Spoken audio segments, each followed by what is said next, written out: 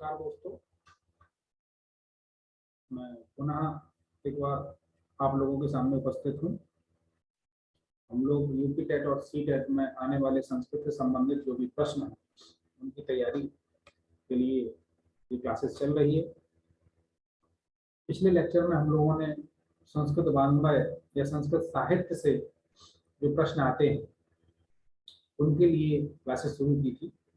उसमें हम लोगों ने एक काव्य विभाजन को देखा था कि दृश्य काव्य क्या है, श्रव्य काव्य क्या है, तो दृश्य काव्य में कौन कौन से भेद हैं, रूपक हैं, उपरूपक हैं, अश्रव्य काव्य में महाकाव्य हैं, या आप कह सकते हैं गद्य पद्य और चंपू काव्य हैं। गद्य काव्य के कुछ उदाहरण हमने देखे, कादम्बरी इत्यादि। चंपू काव्य के कुछ उदाहरण देखे, निर्चंपू इत्यादि। और उसके बाद में हमने जो पद्य काव्य हैं उसके अंतर्गत हमने महाकाव्य और खंड काव्य को देखा, जिसमें कुछ प्रमुख महाकाव्यों के बारे में हमने थोड़ा विस्तृत चर्चा की जो आपकी परीक्षा के लिए उपयोगी है।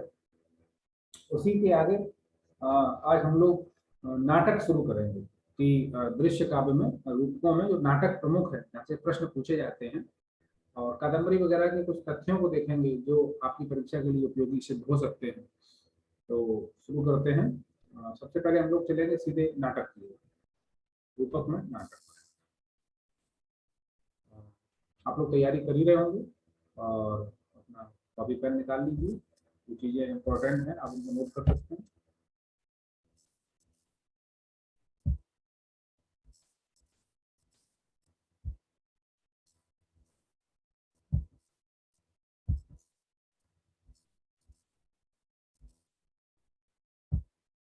चलिए, तो करेंगे ये नाटक। नाटक जो है वो रूपक के अंतर्गत आते हैं।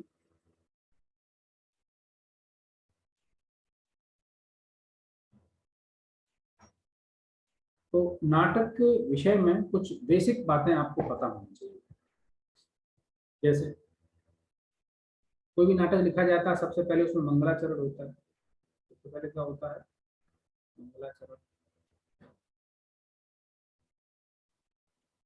जिसमें किसी को नमस्कार किया जा सकता है,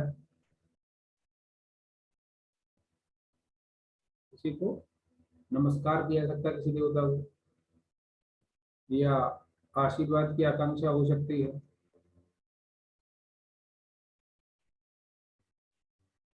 इसे हम कहेंगे आशीर्वादात्मक। और तीसरा हम कह सकते हैं वस्तु निर्देशात्मक। वस्तु निर्देशात्मक। तो पूछ लेगा मंगलाचरण कितने प्रकार के संभव हैं, तो आप बताएंगे।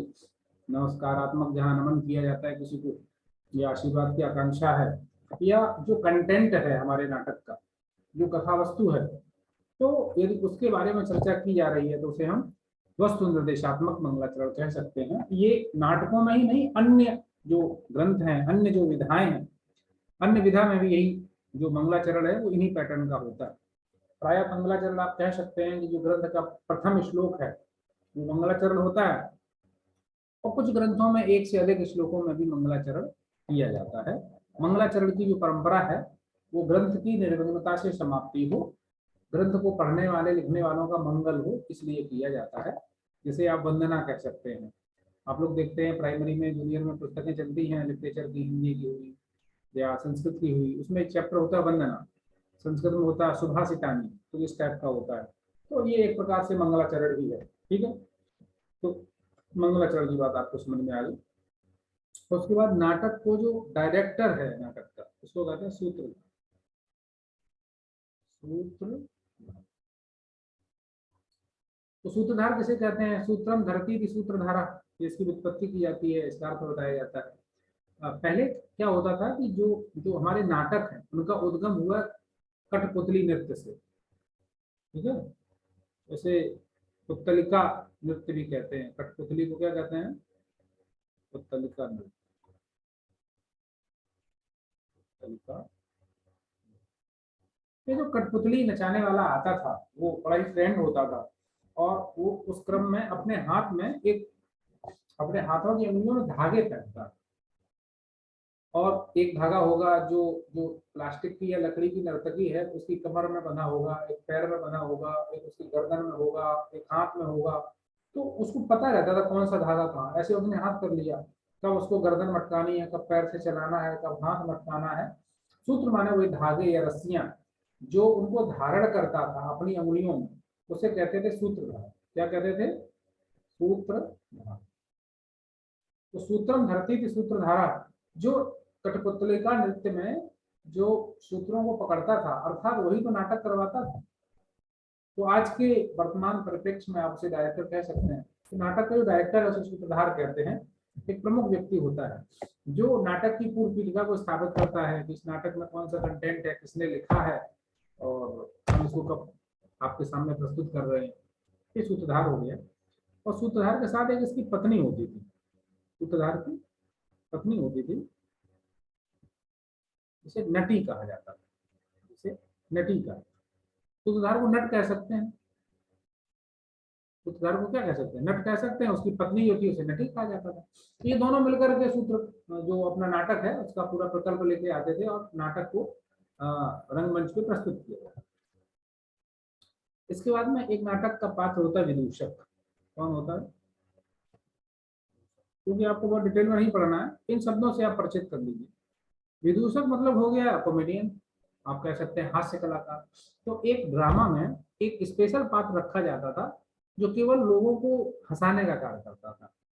और जो नायक है, जो नायक है नाटक का, उसका मनोरंजन भी करता था। नाटक के नायक का ये मनोरंजन का कार्य भी करता था। ठीक है। विदूषक के बारे में एक समझ बन गई होगी। एक ऐसा पात्र है जो नाटक के विषय में लोगों को पूरी स्टोरी में हंसाने का कार्य करेगा, ताकि नाटक कभी भी करुण रस में ज्यादा डूब न जाए, कुछ ना हो जाए। और यदि विदूषक नहीं होगा तो नाटक करुण रस में डूबना तय है। आप कहेंगे एग्जाम्पल, तो इसका एक बड़ा सुंदर एग्जाम्पल है उत्तर रामचरितम। ब्रैकेट में कहीं लिख दीजिए, ऐसा ब्रैकेट बनाइए, इसमें लिख दीजिए। मैंने आपको पहले भी समझाया है, ब्रैकेट में लिखी हुई बातों से सवाल आता है। तो उत्तर रामचरितम भवभूति का नाटक है। उत्तर रामचरितम,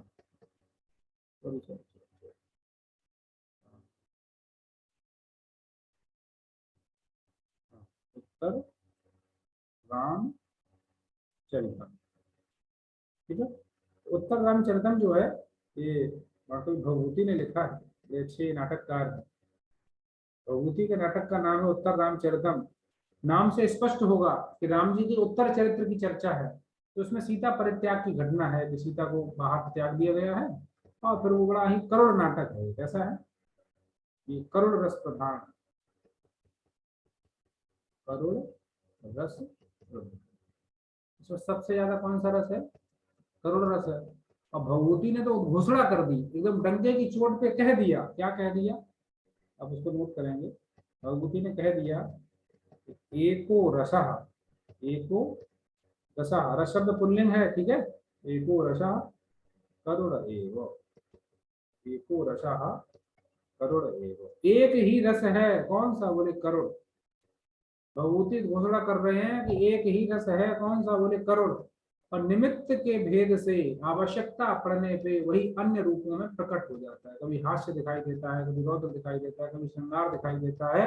लेकिन भभूति का ये मानना है, इतना बड़ा सिद्धांत दे दिया कि एक ही रस है और उसका नाम है करुण। उत्तर रामचरितम का प्रमुख रस जो है वो करुण रस है, अंगी रस है। प्रधान रस को क्या कहते हैं? प्रधान रस को आप अंगी रस कह सकते हैं। अंगी माने मुख्य, ठीक है। अंगी रस है, प्रधान है। और बड़ी अच्छी बात यह है कि इस नाटक में कोई भी विदूषक नहीं है, कोई भी विदूषक नहीं है। प्रश्न पूछेगा निम्न में से किस नाटक में विदूषक नहीं है? एग्जाम्पल देगा अभिज्ञान शाकुंतलम, एग्जाम्पल देगा उत्तर रामचरितम, तो उत्तर क्या होगा? उत्तर रामचरितम। विदूषक रहित नाटक है, और क्योंकि हंसाने वाला पात्र ही नहीं है तो पूरा नाटक किसमें डूब गया? करुण रस में। वीर रस में भी डूब सकता है, महावीर चरितम वगैरह है, वहां विदूषक नहीं मिलता है।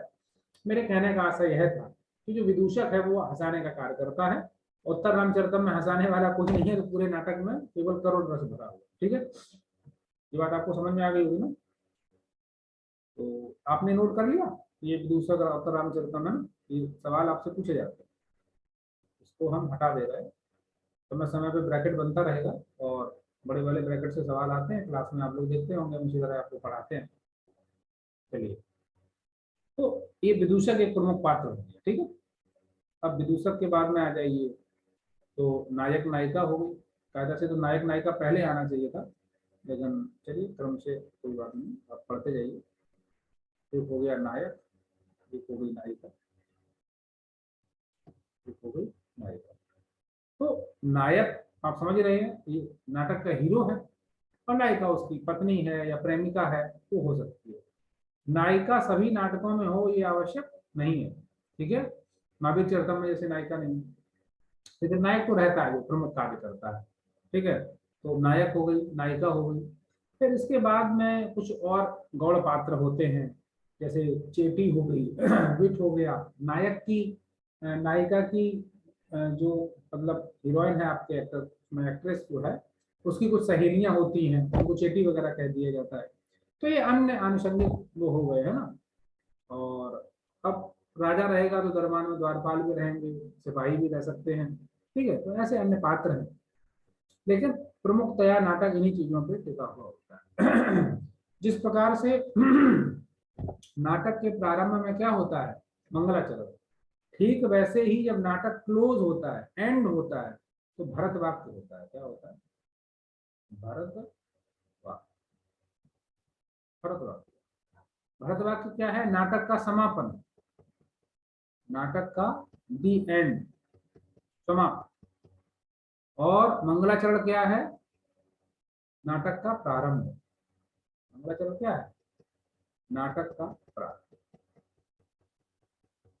यदि आपसे कभी पूछ ले कि भरत वाक्य से नाटक प्रारंभ होता है कि भरत वाक्य नाटक के मध्य में आता है कि अंत में आता है, तो आप कहेंगे ये अंतिम चीज है। प्राय भरत वाक्य में जो प्रजाजन हैं या जो नाटक को देखने वाले लोग हैं या जो पाठक लोग हैं, तो उनके विषय में अवधारणा दी जाती है कि भाई इनका मंगल हो, इनका कल्याण हो। नाटक देखने जो भी लोग आए थे सभी का बहुत बहुत आभार। हम भगवान से प्रार्थना करते हैं कि आप सबका जीवन अच्छा रहे, आप सब स्वस्थ रहें। जैसे हम लोग गाँव की भाषा में कहें या व्यवहार की भाषा में कहें, तो ऐसा ही तो किया जाता है। कार्यक्रम के समापन पे हम यही कहते हैं, भाई जो लोग आए थे सबका बहुत बहुत आभार, और हम चाहते हैं सब लोग स्वस्थ रहें, प्रसन्न रहें इत्यादि। तो ये सब भरत वाक्य में भी यही चर्चा होती है। तो हमें नाटक में, यदि हम किसी नाटक को देख रहे हैं, तो हमें उसके मंगलाचरण की चर्चा जरूर करनी चाहिए। तो ये पर्टिकुलर हम आपके लिए छोड़ रहे हैं कि आप नाटक का जो मंगलाचरण है उसको जरूर देखें, क्योंकि एक एक पंक्ति से काम नहीं चलेगा। जिन नाटकों की हम चर्चा करेंगे उनको आप नेट पे खोल के देख लेना मंगलाचरण क्या है, और हमें कमेंट में बता भी देना। हमें पता चल जाएगा कि आप क्लास से जुड़ रहे हैं कि नहीं, क्लास में दिए गई एक्टिविटी को कर रहे हो या नहीं, ठीक है। तो प्रमुख मंगलाचरण होंगे और हृदयवाक्य होंगे तो हम उनकी चर्चा कर देंगे। लेकिन इसी ग्रंथ के बारे में अगर आप कम चीजें जानते हो तो ये चीजें आपको अवश्य जाननी चाहिए। और इसके बाद में नाटक का जो विभाजन है, जिसे आप चैप्टराइजेशन कहते हैं, क्या कहते हैं? चैप्टराइजेशन। तो अध्याय विभाजन है वो अंकों में होता है। किसमें होता है? अंकों में। कल आपने पढ़ा था कि महाकाव्य किसमें विभक्त होता है? तो सर्गों में, सर्ग में। और नाटक किसमें विभक्त होता है? अंक में। एक प्रश्न यह भी बनता है कि सपोज करिए अगर विज्ञान शाकुंतलम नाटक है तो प्रश्न पूछ लेगा कि इसमें अंकों, इसमें अंक कितने हैं? विज्ञान शाकुंतलम में अंकों की संख्या। तो बहुत अच्छा सवाल बनता है। जैसे जैसे महाकाव्य में पूछ लेगा कि बताओ रघुवंशम में कितने सर्ग हैं, बताओ कुमार संभवम में कितने हैं, या नैषधि चरितम में कितने सर्ग हैं। तो ये जो प्रश्न है इसी प्रकार से नाटकों में पूछा जाएगा कि बताइए विज्ञान शाकुंतलम में कितने अंक हैं, तो आप कह देंगे 7 हैं। कितने हैं? 7 है। फिर आपसे पूछ लेगा कि किसी अन्य नाटक में बताइए, जैसे पूछ लेगा स्वप्रभाषो दत्तम में नाटकों की अंकों की संख्या कितनी है, तो वहाँ 6 है। तो हम जो जो अंक पढ़ेंगे, सॉरी जो जो नाटक पढ़ेंगे उनके हम चर्चा करेंगे कि इसमें कितने अंक है, क्या है ना। इस तरह लेखक का नाम हो गया, भाई नाटक है तो उसका एक लेखक भी होगा, अगर नाटक किसी ने लिखा है तो उसका लेखक भी होगा। तो मेरे कहने का आशय यह है कि इन बिंदुओं को ध्यान में रख के हम लोग नाटक की पढ़ाई करने जा रहे हैं, ठीक है। बेसिक कॉन्सेप्ट आपको समझ में आ ही गया होगा। तो अभी आप हेडिंग डालिए विज्ञान शाकुंतलम, अभी आप हेडिंग डालिए अभिज्ञान शाकुंतलम। ठीक है, पहले नाटक की हम चर्चा करने जा रहे हैं अभिज्ञान शाकुंतलम।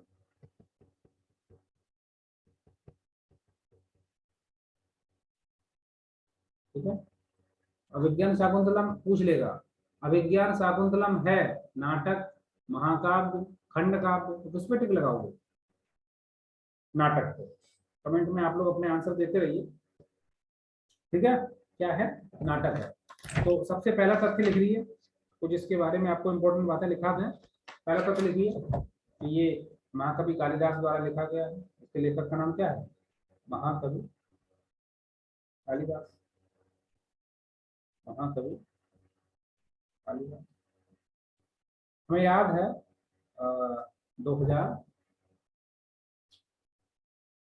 जो एग्जाम आपका हुआ था कब? 18 में हुआ था ना? उसमें टेट में पूछ लिया था कि निम्न में से कौन सा महाकवि कालिदास का नाटक है? शायद नाटक नहीं, हाँ यही था। निम्न में से कौन महाकवि कालिदास का नाटक है? तो महाकवि कालिदास की अन्य कृतियां हैं, जैसे 7 कृतियां हैं टोटल, अभी हम आपको नोट कराएंगे। तो उन 7 में नाटक अगर पूछ रहा है तो आप नाटक ही तो बताएंगे। रघुवंश महाकाव्य में एक महाकाव्य है, पूछ रहा नाटक, आप महाकाव्य पे टिक नहीं लगा सकते। या उसने पूछ लिया खंड काव्य, जैसे गीत काव्य है आपका मेघदूतम, उसी को खंड काव्य भी कहते हैं। तो प्रश्न की डिमांड क्या है वही उत्तर होगा आपका। नहीं, ये नहीं हो सकता है कि आपके पास जितनी जानकारी है आप सब उसी प्रश्न में उड़े हुए। पूछ रहा महाकवि कालिदास का नाटक कौन है, आप कह रहे हमें महाकाव्य पता है वो भी लिख दिया, खंड काव्य पता है वो भी लिख दिया, तो ये नहीं चलेगा। ठीक है, महाकवि कालिदास ने इसको लिखा है। ठीक है, इसके बाद अगला तथ्य हो गया कि इसमें अंकों की संख्या, इसमें अंक कितने हैं? तो इसमें अंक कितने हैं? 7। ठीक है, फिर जिसमें महत्वपूर्ण अंक कौन सा है, इंपॉर्टेंट अंक कौन सा है? इसमें जो चतुर्थ अंक है that is very very important. ये भी प्रश्न पूछ लेगा आपसे कि विज्ञान शाकुंतलम का अति महत्वपूर्ण अंक कौन सा है। ठीक है, तो आप कहेंगे कि चौथा वाला। एक प्रश्न और भी बन सकता है इसमें कि मैं पंक्ति यहाँ लिख रहा हूँ, आप लोग उसको देखिए, बड़ी प्रसिद्ध उक्ति है, काव्येषु काव्येषु नाटकम रम्यम, काव्येषु नाटकम रम्यम। काव्यों में जो नाटक है वो रमणीय है, माने अच्छा है, सुंदर है। सबसे सुंदर कौन है काव्यों में? भाई काव्य में तो दृश्य भी है, श्रव्य भी है ना? फिर रूपक में भी 10 रूपक हैं, उपरूपक में 18 हैं। फिर उधर आपके जो आपके श्रव्य काव्य है उसमें महाकाव्य है, खंड काव्य है, जंतु है, गद्य है, लेकिन कथा है, आख्यायिका है। लेकिन उन सब में सबसे रमणीय, सबसे सुंदर कौन होता है? बोले नाटक। काव्येषु नाटकम रम्यम और तत्र रम्या शकुंतला, तत्र रम्या शकुंतला। बोले वो जो नाटक सुंदर हैं उनमें भी सबसे सुंदर अभिज्ञान शाकुंतलम नाटक है। शकुंतला यहाँ शाकुंतलम नाटक के लिए कहा गया, तत्र रम्या शकुंतला। उसमें भी सबसे सुंदर कौन सा नाटक है? बोले महाकवि कालिदास का अभिज्ञान शाकुंतलम। तत्रापि चतुर्थो अंक, तत्रापि तत्रापि चतुर्थो अंक, चतुर्थो। राइटिंग में बहुत समस्या नहीं होनी चाहिए आपको, क्योंकि मैं ऐसे ही बोर्ड पे भी लिखता हूँ, आप लोग देखते हैं क्लास में, और समथिंग वैसे ही मैं यहाँ लिख रहा हूँ। क्योंकि राइटिंग मेरी बहुत अच्छी नहीं है, हमें पता है। आप लोग खूब कहो सर बहुत अच्छी है आपकी राइटिंग, लेकिन मुझे पता है। तत्रापि चतुर्थो अंक, वो जो अभिज्ञान शाकुंतलम नाटकों में सबसे सुंदर है उसमें भी 7 अंक है, जैसा कि आपको पता है। और उसमें भी सबसे अच्छा अंक कौन सा है? बोले चौथा वाला। चौथा जो अंक है वो बहुत सबसे सुंदर है, रमणीय है।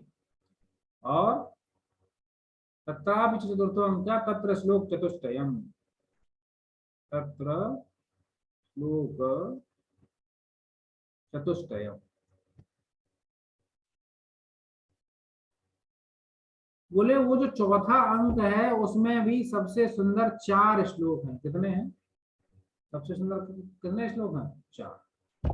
तो तो यदि कोई इतनी बड़ी बात बोली गई है कि काव्यों में सबसे सुंदर नाटक है और नाटकों में सबसे सुंदर अभिज्ञान शाकुंतलम नाटक है, और उसमें भी सबसे अच्छा वाला अंक चौथा अंक है, उसमें भी 4 श्लोक बहुत अच्छे हैं, तो उन चारों के बारे में समथिंग कुछ नॉलेज आपको होनी चाहिए। एक प्रश्न पूछ लेगा कि कौन सा श्लोक, इसको श्लोक चतुष्टय कहते हैं। क्या कहते हैं? इसको कहते हैं श्लोक चतुष्टय। श्लोक चतुष्टय। तो एक प्रश्न आपसे पूछ सकता है कि निम्न में से कौन सा श्लोक श्लोक चतुष्टय में शामिल है, ये पूछ सकता है नहीं। ठीक है, तो ये बेसिकली या पूछ लेगा कि श्लोक चतुष्टय जो है वो किस प्रसंग का है। तो ये जब शकुंतला की विदाई हो रही है, क्या हो रही है, शकुंतला का जो विदाई समारोह हो रहा है, किसी लड़की की शादी में जब विदाई समारोह है ना, तो वो बहुत ही इमोशनल वो होता है ना। सॉरी, विदाई समारोह, विदाई समारोह है, लड़की की जब विदा होती है तो बड़ा इमोशनल सीन होता है। और उसी समय वहाँ जो कण्व है, कौन है, कण्व, ये इस कण्व,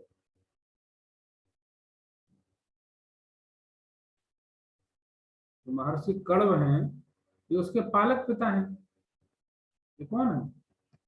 शकुंतला के पालक पिता हैं। तो पिता की स्थिति क्या होती होगी जब लड़की की विदाई की जाती है, ये आपको बताना नहीं, आप सहृदय हैं और अपने समाज में आप देखते हैं, घर में देखते हैं। तो कण्व विदाई के समय कुछ बातें बोल रहे हैं, वही जो श्लोक हैं वो बहुत ही इंपॉर्टेंट है। तो उन श्लोकों में शकुंतला के बारे में बताया गया कि शकुंतला कैसी है, उसका कैसा प्रकृति से प्रेम है। और उसके बाद में जो शकुंतला को लेके जा रहे विदाई में, दरअसल शकुंतला का गांधर्व विवाह हुआ था और विदाई नहीं हुई थी। तो ये गर्भवती है ऐसा जान करके महर्षि कण्व इसकी विदाई का वो समय उचित समझ के इसकी विदाई करते हैं। तो अपने आश्रम से 2 और बालकों को भेजते हैं कि जाइए इनको भेज के आइए, जो ब्रह्मचारी और जाते हैं। तो उनके माध्यम से वो मैसेज देते हैं कि राजा दुष्यंत से जाके ये कहना मेरी तरफ से। तो ये पूरा एक विदाई समारोह का प्रसंग है, ये आपको आना चाहिए, है ना। तो जैसे ये बड़ी ही प्रकृति प्रेमी है, महर्षि कण्व कह रहे हैं, पातुम न प्रथमम व्यवस्यति जलम युष्माशोपीते सुआ। ठीक है, नादत्ते प्रिय मंडना भवताम, पूरा उसका प्रकृति चित्रण है कि ये बिना पौधों को जल दिए जल नहीं पीती है। मैं क्लास में श्लोक की चर्चा प्राय आपसे करता हूँ। जब किसी पौधे में पहली बार कली या फूल निकलता है तो ये पुत्रोत्सव के रूप में आनंद मनाती है। ठीक है, तो ये पूरा जो मार्मिक चित्रण है वो दिया गया इसमें। और शकुंतला को भी उपदेश दिया गया कि जब आप अपने पति के घर जाएंगी तो जो आप स्वामी बन के वहां रहें, स्वामिनी बन के, लेकिन सेवकों को अपना बहुत ही अच्छा दर्जा देना, मित्रवत व्यवहार करना। जो अन्य रानियां हैं आपकी, दुष्यंत की जो अन्य रानियां हैं, उनको उनके साथ सौत का व्यवहार मत करना, उनको अपनी बहन मान करके व्यवहार करना। तो शकुंतला के लिए उपदेश है, दुष्यंत के लिए है, शकुंतला का चित्रण की प्रकृति से कैसा प्रेम करती है ये श्लोक है। तो ठीक है, इनके बारे में आपको जानना है। फिर आ जाइए अंक के बाद में, अंक के बाद आ जाइए नायक कौन है। ठीक है, नायक, तो आपको पता है नायक दुष्यंत है। नायक कौन है? नायक हो गया दुष्यंत। अब जो नायक है उसकी भी कुछ कैटेगरी बनाई है काव्य शास्त्र के आचार्यों ने, नाट्य शास्त्र के आचार्यों ने बताया है कि नायक हो सकता है धीर उदात्त हो सकता है, धीर उदात्त हो सकता है, या धीर ललित हो सकता है। मैं अलग अलग लिख रहा हूँ ताकि आप संधि जो उससे डर से शब्द को कठिन ना समझें। या धीर प्रशांत हो सकता है, धीर प्रशांत हो सकता है, या धीर उदत्त हो सकता है, धीर धीरोधत्त, धीरोधत्त है ना, दत्त, धीर उदात्त, धीरोधत्त, धीरोधत्त,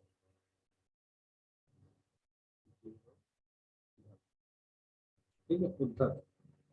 तो ये आपकी नायक की कैटेगरी हो सकती है कि नायक धीर उदात्त हो सकता है, उदात्त गुणों से युक्त हो।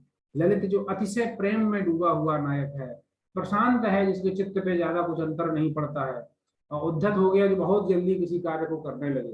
एक एक एग्जाम्पल भी अगर हम यही लिख दें तो भीम जो नायक है, अगर किसी काव्य का, नाटक का, तो धीरोद्धत, उसको धीरोद्धत बोलते हैं। क्या बोलते हैं? अगर संधि करके लिखोगे तो धीरोद्धत।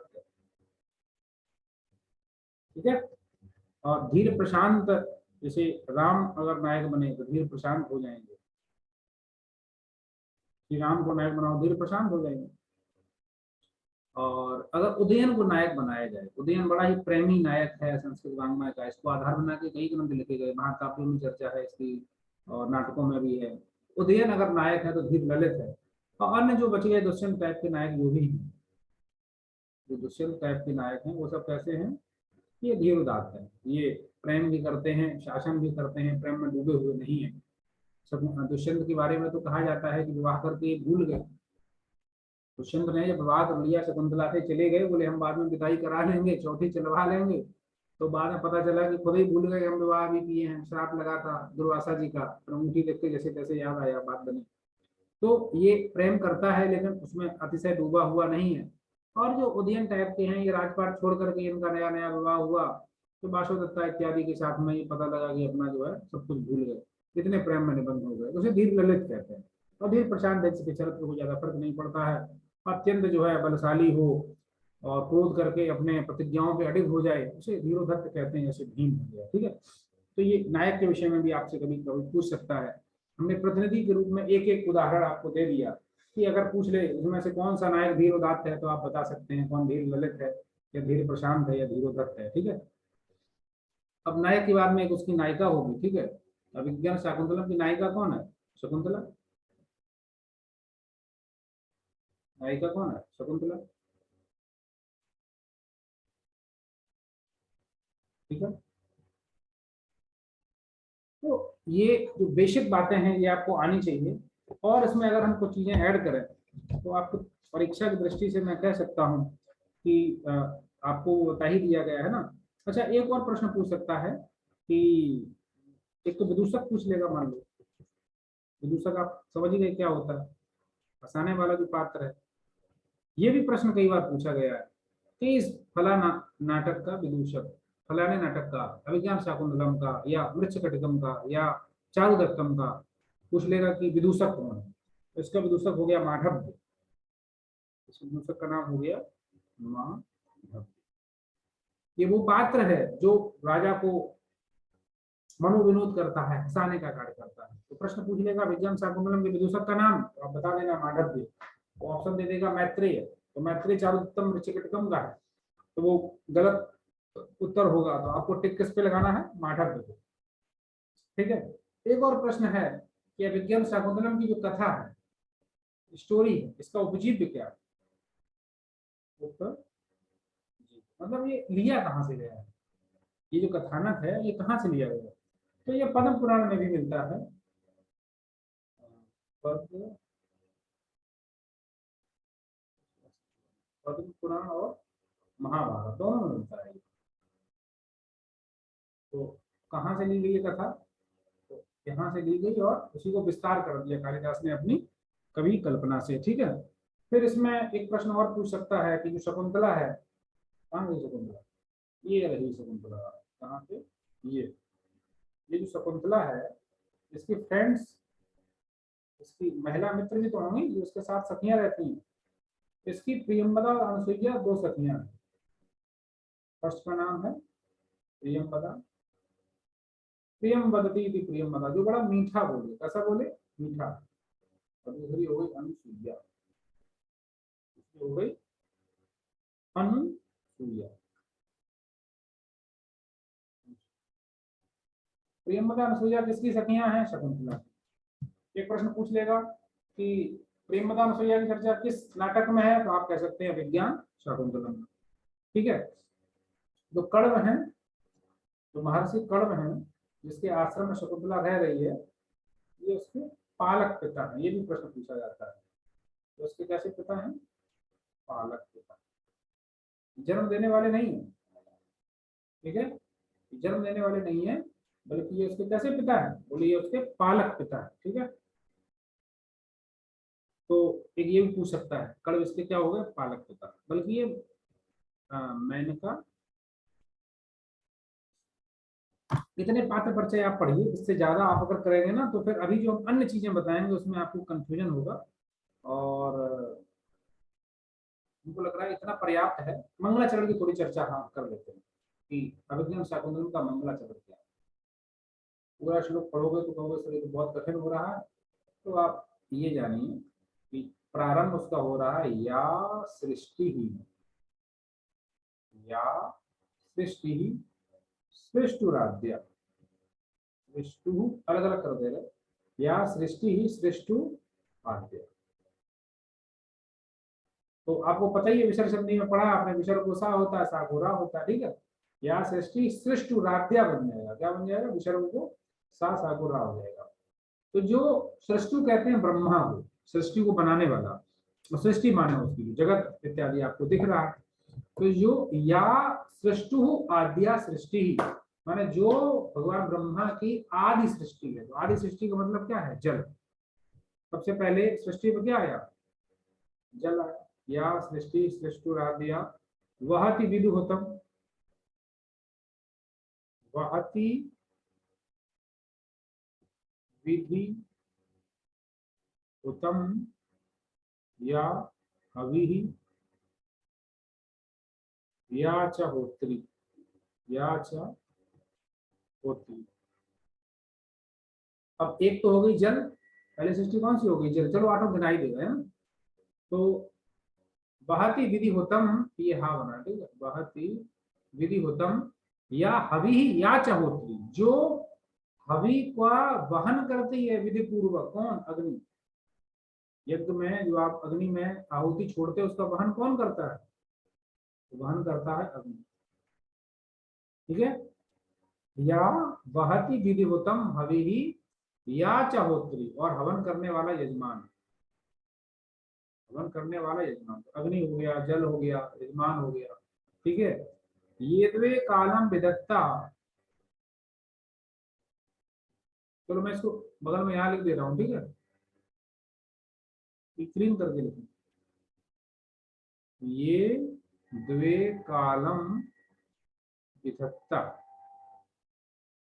ठीक है। तो दोनों कालों का विभाजन करता है कौन, सूर्य और चंद्रमा। छोटी विषय गुणा, तो ये आपका हो गया जल, अग्नि, यजमान, सूर्य, चंद्र। बेसिकली ये भगवान शिव की 8 मूर्तियों की चर्चा कर रहे हैं। किसकी कर रहे हैं, शिव, और थोड़ा नीचे लिखा, शिव की अष्टमूर्ति, शिव की अष्टमूर्ति। ये प्रत्यक्ष मूर्ति है, कैसी है, प्रत्यक्ष मूर्ति। दरअसल शिव को यदि हमें पृथ्वी पे लोक में देखना है तो किन रूपों में हम देख सकते हैं। तो या सृष्टि ही सृष्टुराद्या वहति विधि हुतम, या हविर्या च होत्री, ये द्वे कालम विधत्ता श्रुति विषय गुणा। इन सबके माध्यम से यही 8 जो शिव की प्रत्यक्ष शक्तियां हो सकती हैं, या जिनका आप इस जगत में आभास कर सकते हैं, उनकी चर्चा यहाँ की जाएगी। तो आपसे एक प्रश्न पूछा जा सकता है कि मंगलाचरण किस प्रकार का, ठीक है। या माहो सर्वबीज प्रकृतिगता, या प्राणिना प्राणवंता, फिर इसमें आगे और बताएगा, याम आहु, याम आहु सर्व बीज प्रकृति इति। तो जो सभी बीजों की प्रकृति है कौन, पृथ्वी। यामाहु सर्वबीज प्रकृति, यया प्राणिना प्राणवंता, जिसके द्वारा, यया, कुछ लोगों ने किताब खोल लिया उनके लिए बढ़िया रहेगा, प्राणिना प्राणवंता, जिसके द्वारा प्राणी क्या है, प्राण से युक्त है, प्राण वायु से युक्त है, अर्थात वायु। तो पृथ्वी हो गया, जल हो गया, वायु हो गया, सूर्य हो गया, चंद्रमा हो गया, अग्नि हो गई, इन सब के माध्यम से शिव के प्रत्यक्ष इतने रूपों में अभिव्यक्ति होती है। कभी का यह आशय है। इतना सब आपको नहीं पढ़ना है, ये डीप हो जाएगा। आपको पढ़ना है कि अभिज्ञान शाकुंतलम में मंगलाचरण क्या है, तो या सृष्टि सृष्टुराद्या फुल स्टॉप, नंबर 1। नंबर 2, अभिज्ञान शाकुंतलम में महाकवि कालिदास ने किसकी स्तुति की है, तो आप कहेंगे शिव की अष्टमूर्तियां, ठीक है।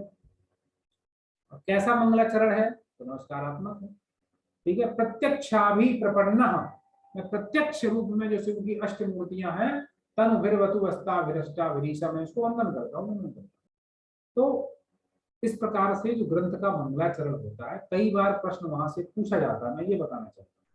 और चूंकि यूपी टेट सी टेट बहुत डीपली संस्कृत साहित्य के विषय में नहीं पूछता है, वो ये जानना चाहता है कि आप संस्कृत के बारे में कुछ जानते हो, तो जरा पहली लाइन बताओ, ग्रंथ कहाँ से शुरू हो रहा है, तो आप कह देंगे कि या सृष्टि से शुरू दिया, ये यहाँ से प्रारंभ।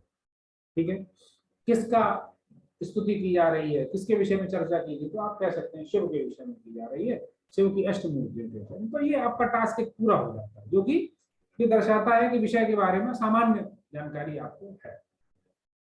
फिर अगला आता है कि कुछ कोटेशन वगैरह, अभिज्ञान शाकुंतलम की प्रमुख जो पंक्तियां हैं वो आपसे कभी कभी पूछ लेगा, कहेगा कि जैसे सरसिज मनोविद्धम शैवले नाभिरम्यम, या आपसे कह देगा कि पातुम ना प्रथमम व्यवस्थिति जलम युष्मा सपीतेषु, या तो इस प्रकार की जो भी सूक्तियां हैं, या अग्नि गर्भा शमी में वो धूमा कुलपतिता, तो ये सब जो पंक्तियां हैं ये आपके विज्ञान शाकुंतलम की हैं। कई बार इनसे प्रश्न पूछा जाता है। आपकी परीक्षा बहुत नजदीक, अगर आप तथ्यों को ज्यादा बढ़ाओगे तो बोझिल हो जाओगे, सामान्य सामान्य सी बातें आप जानेंगे, वहां से प्रश्न आएगा, आप सहजता से कर लेंगे। क्योंकि आपको 8-10 अभी जैसे मान के चलिए 5-6 नाटक के बारे में पता करना है, 5-6 आपने महाकाव्यों के बारे में कुछ लिखा है, इन सबके को बीच में मिलाओगे तो बहुत हो जाएंगे, तो उतनी तो पंक्तियां नहीं है। और फिर अभी हम उपनिषद साहित्य की भी चर्चा करेंगे, तो वहां से भी कई बार सवाल आ जाता है कि ईशावास्यमिदं सर्वम कहाँ से लिया गया है, सत्यमेव जयते कहाँ से लिया गया है। ठीक है, तो एक सूची बना करके मैं आपको इसी में जो आपका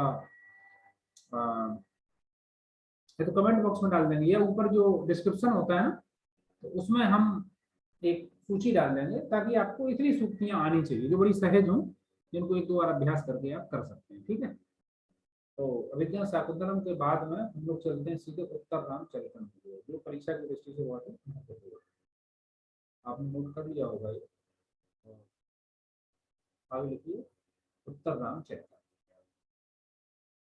ठीक है, उत्तर रामचरितम, थोड़ा सा गति बढ़ानी पड़ेगी है ना, और अन्य विषय भी अभी है। तो यहाँ पे लिखिए उत्तर रामचरितम, उत्तर रामचरितम। ये भी नाटक है, लिखा किसने है, भवभूति ने। भवभूति की प्रसिद्ध पंक्ति है, एको रसः करुण एव निमित्त भेदात्, एको रसः करुण, अभी हमने चर्चा भी की थी, वो निमित्त भेद से, ठीक है, निमित्त भेद से वो विभिन्न रसों के रूप में परिणत हो जाता है। इसमें जो इस नाटक में विदूषक रहित है, इस नाटक में विदूषक नहीं पाया जाता है। इस नाटक का प्रधान रस कौन सा है, करुण रस है। ठीक है, और इसके बाद में इसमें अंकों की संख्या 7 अंक है। ठीक है, लेखक आपने लिख ही लिया है। फिर एक आपसे पूछ सकता है कि लिया कहाँ से गया है, इसका उपजीव्य ग्रंथ कौन सा है, तो आप कह सकते हैं कि वाल्मीकि जी की जो रामायण है, ध्यान देना, तुलसीदास जी की रामायण नहीं है, वो रामचरित मानस है। रामायण किसने लिखी थी, वाल्मीकि जी ने।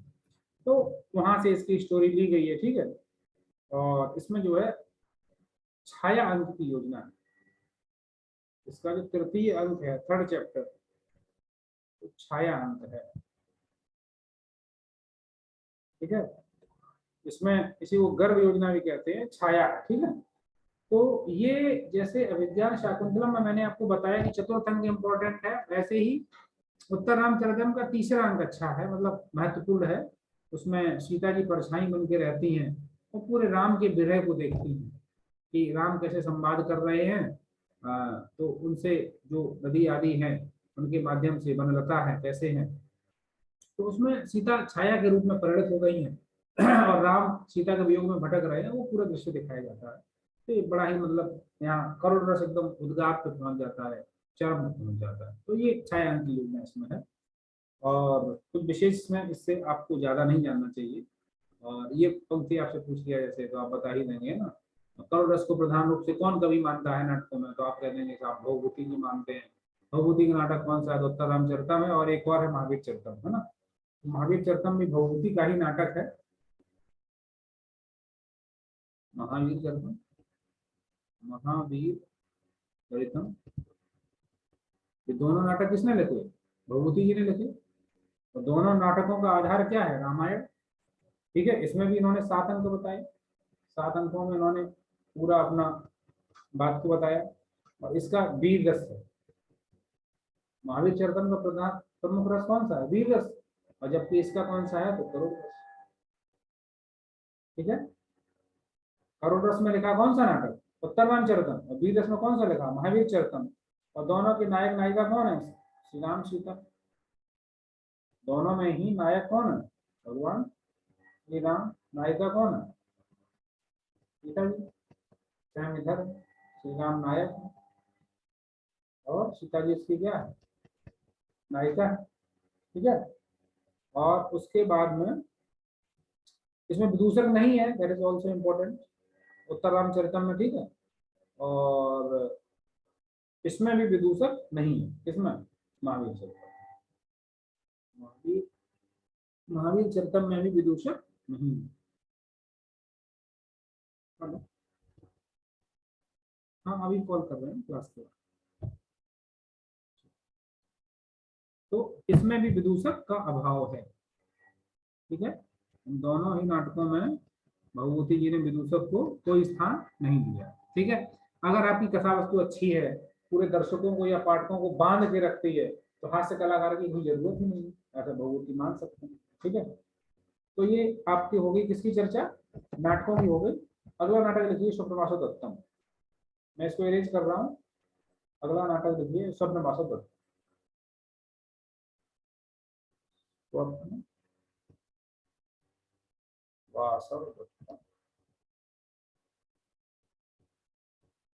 ठीक है, तो इसमें है क्या? मूलतः वासव दत्ता की कहानी है। ठीक है, और उदयन इसके नायक है। उदयन क्या है? नायक है, और नायिका के रूप में इन्होंने लिया है वासव दत्ता को। वासव दत्ता को, और उपनायिका कह सकते हैं आप पद्मावती। पद्मावती। तो नाटक में चूंकि ग्रंथ में नाम में आया है वासव दत्ता, तो आप कह सकते हैं प्रमुख नायिका कौन है? बोले वासव दत्ता। तो वासव दत्ता के अतिशय प्रेम में डूबे हुए नायक हैं ये, इसलिए इनको धीर ललित कहा जाता है। क्या कहा जाता है? धीर ललित। हमने आपको 4 प्रकार के नायक बताए थे। वासव दत्तम जो है वो भास का नाटक है। किसका है? भास का नाटक है। और क्रम होता है संस्कृत में व्यास, भास, कालिदास।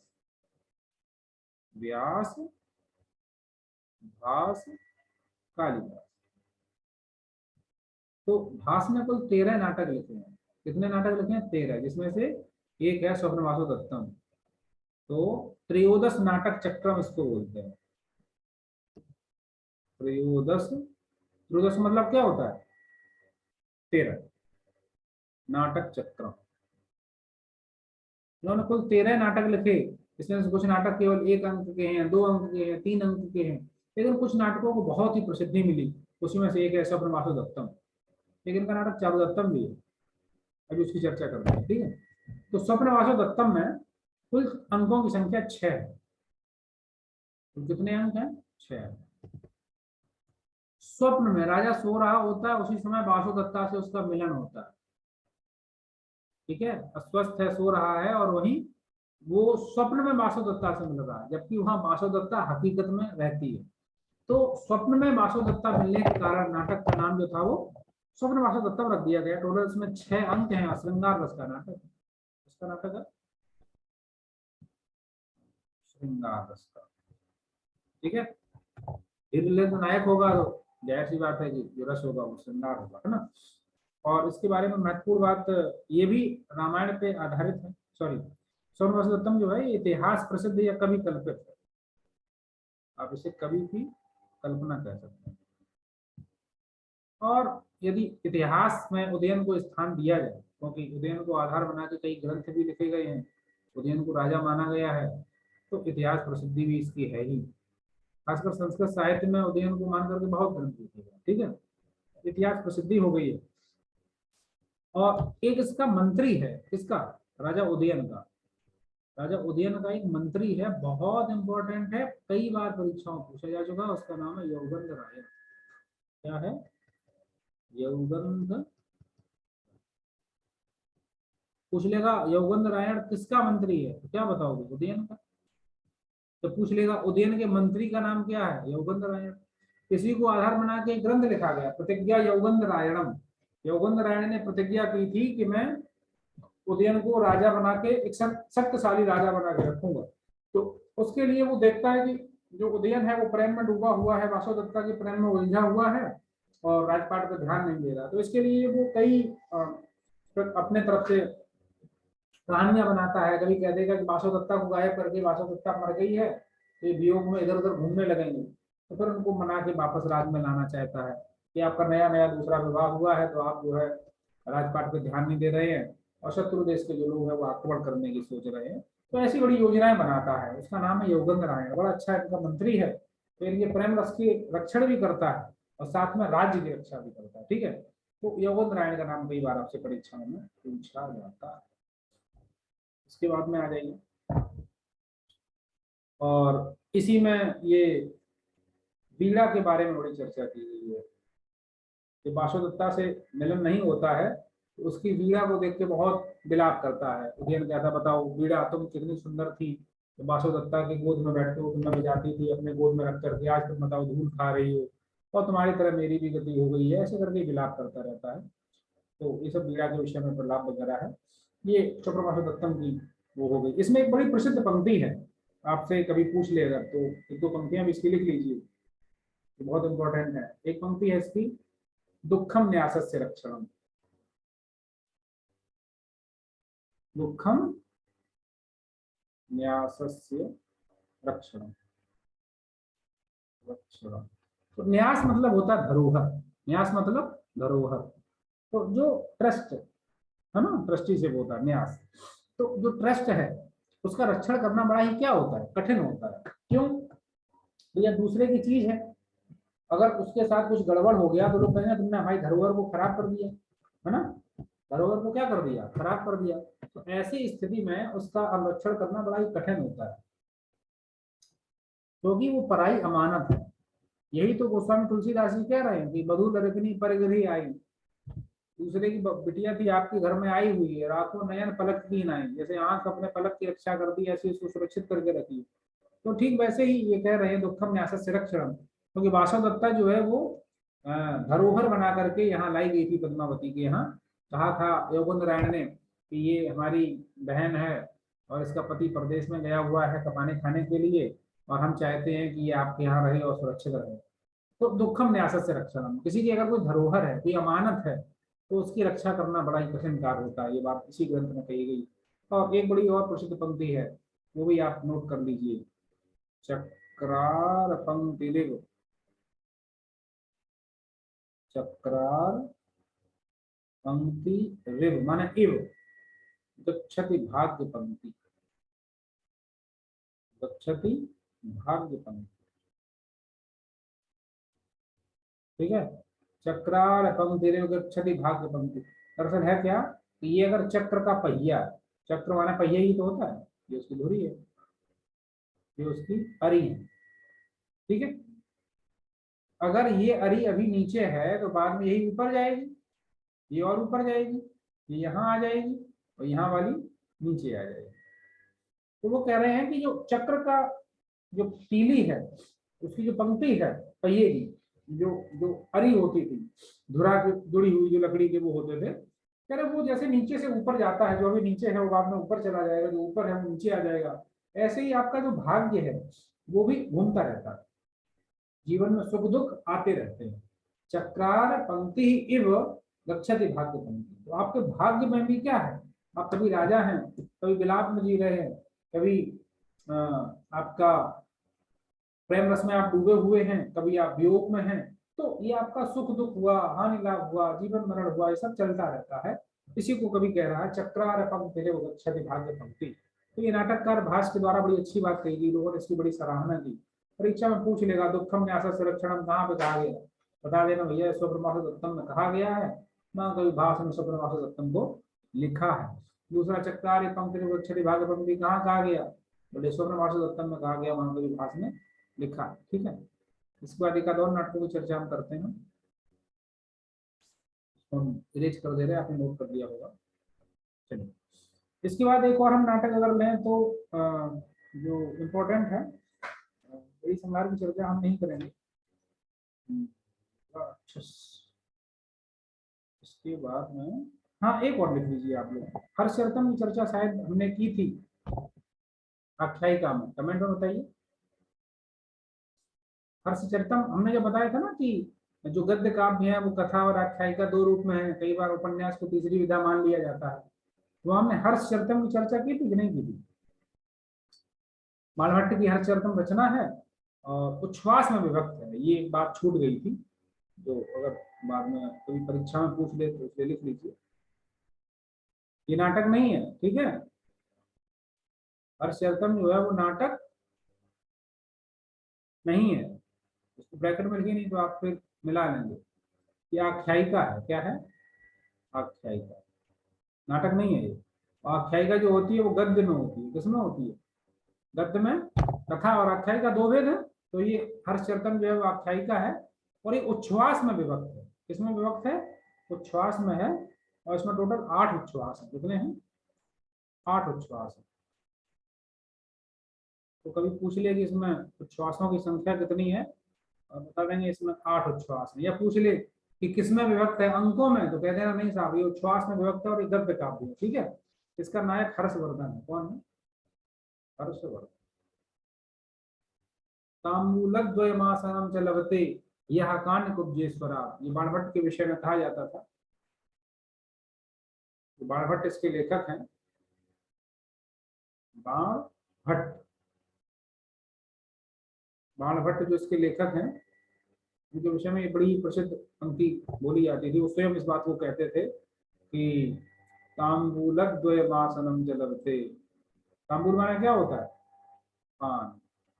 ताम्बूलद्वय, दो ताम्बूल मिलते थे जब ये सभा में जाते थे। एक हमको लग रहा जाति मुंह में चबा लेते होंगे और एक चलते चलते खाते हुए निकलते होंगे। ताम्बूलद्वयमासनम, द्वयम आसनम, ताम्बूलद्वयमासनम च लभते यह कान्य कुब्जेश्वरा। यह कान्य कुब्ज वही कन्नौज आपके औरैया के बगल में, कान्य कुब्जेश्वर माने कान्य कुब्ज का राजा कौन, हर्षवर्धन। यह कान्य कुब्जेश्वरा, जो वहां के शासक से आसन पाता था सभा में। तांबूल बड़े सम्मान में लोग देते थे, आम आदमी को लोग अपने हाथ से पान पान नहीं खिलाते हैं। तो लेखक कह रहा है कि मुझे बड़ा सम्मान मिलता था, तो उसने अपने राजा जिसके दरबार में ये कभी बैठता था उसको आधार बना के एक आख्यायिका लिखी, हर्षचरितम। क्या लिखी, हर्षचरितम, जो उच्छ्वास में विभक्त है। ठीक है, ये इतिहास प्रसिद्धि है, ये इतिहास में आप देख सकते हैं 11वीं सदी का ये राजा है। ठीक है, 647 गद्दी पे बैठा था शायद, आप लोग देख लीजिएगा। तो ये आख्यायिका के विषय में जो मैंने बात बताई है इसको आप ब्रैकेट में क्लोज कर दीजिएगा। और वापस हम लोग नाटक पे आते हैं, वापस किस पे आते हैं, नाटक। अच्छा, आख्यायिका चूंकि राजा के विषय में है तो वीर रस में है, आप लिख सकते हैं हर्षवर्धन उसका नाम है। ठीक है, इसके बाद कादम्बरी भी एक गद्य काव्य था, उसके विषय में मैंने बताया था कि एक प्रकार की कथा का उदाहरण है। कादम्बरी भी किसने लिखी, बाणभट्ट ने लिखी। तो कादम्बरी गद्य काव्य है, और इसके विषय में आप ये जान लीजिए कि इसका जो नायक है वो चंद्रापीठ। कौन है, चंद्रापीठ। शायद मैं उधर नहीं लिखा आपके सामने, चंद्रापीठ इसका नायक है और नायिका का नाम है कादम्बरी। ठीक है, तो चंद्रापीठ और कादम्बरी की कहानी इसमें बताई गई है, इसलिए कथा का नाम भी रखा गया है कादम्बरी। ठीक है, ये आपसे पूछ सकता है।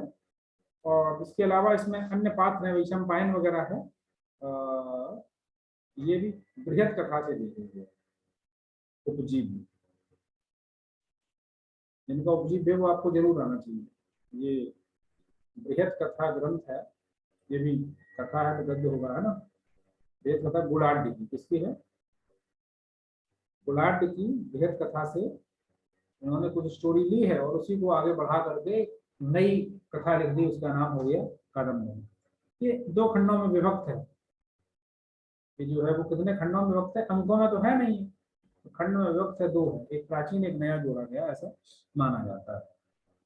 इसमें चंद्रापीढ़ी का 3 जन्मों की कथा है। कितने जन्मों की? 3 जन्मों की। बड़ी ही कठिन स्टोरी है। भैया नायक एक है, उसके 3-3 जन्म हो रहे हैं। ठीक है, चंद्रापीठ है, चंद्रमा है, और पुंडरीक है, उधर जो है इसके उपनायक भी है, तारापीठ का बेटा, चंद्राल कन्या, ये सब इसमें वर्णन आता है। महाश्वेता की कहानी भी है। आप इतना जानिए कि कादम्बरी एक गद्य काव्य है। दूसरी बात है, बाणभट्ट ने लिखा है, 2 खंडों में विभक्त है, और भेद कथा का उपजीवित इसका ग्रंथ है।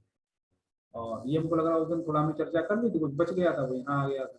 कादम्बरी का मतलब मदिरा भी होता है। इसके विषय में, कवि के विषय में भी कहा जाता है, ग्रंथ के विषय में भी कहा जाता है। अगर मैंने पंक्ति नहीं लिखी थी तो आप वहाँ नोट कर लीजिएगा। क्लास में मैंने लिखा ही है, आपको लेकिन याद होगा। कादम्बरी रसज्ञानाम, कादम्बरी रसज्ञानाम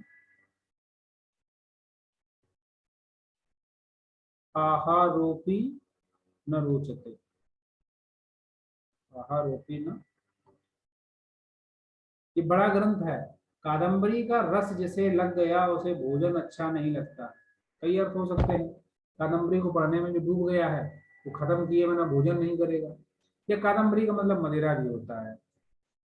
कादम्बरी का एक अर्थ मदिरा भी होता है, जिसको मदिरा की लत लग गई है और मदिरा पीने के बाद वो भोजन उसको अच्छा नहीं लगता है। मूलतः ये कादम्बरी के श्रृंगार रस की चर्चा की जा रही है। जिसकी कादम्बरी में जो श्रृंगार रस है वो कितना उत्कृष्ट है उसके लिए कहा गया। ठीक है, और बाणभट्ट के विषय में पंक्ति कही जाती है, वो भी आप देख लीजिए। बाणोच्छिष्टम जगत सर्वम, बाण उच्छिष्टम, बाणोच्छिष्टम जगत सर्वम। जगत के जो भी ग्रंथ हैं वो बाण के जूठे लगते हैं। क्यों लगते हैं?